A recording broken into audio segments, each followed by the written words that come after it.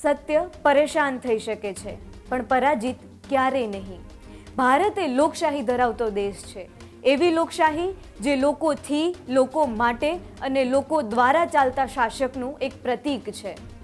અહીં સત્તા કરતાં વધુ શક્તિશાળી એ જનમત છે. આવી ઘટનાની જ્યારે આજે આપણે વાત કરવી છે ત્યારે આ ઘટના છે દિયોદર તાલુકાની. બનાસકાંઠાના દિયોદર તાલુકા પંચાયતમાં છેલ્લા ઘણા દિવસોથી ચાલી રહેલા હાઈ વોલ્ટેજ રાજકીય ડ્રામાનો આજે અંત આવ્યો છે.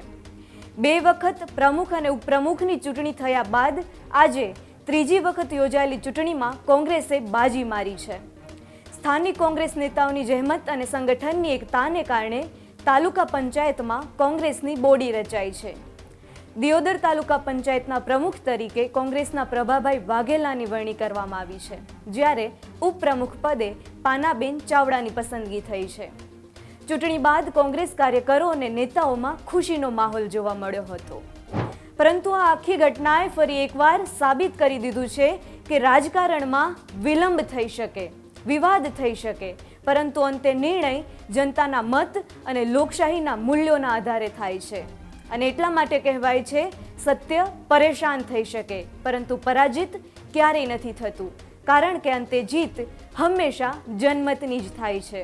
હજુ સુધી તમે અમારી ચેનલને સબસ્ક્રાઇબ નથી કરી તો અત્યારે જ ન્યૂઝરૂમ ગુજરાતને સબસ્ક્રાઇબ કરો, ફેસબુક અને ઇન્સ્ટાગ્રામ પર ફોલો કરો.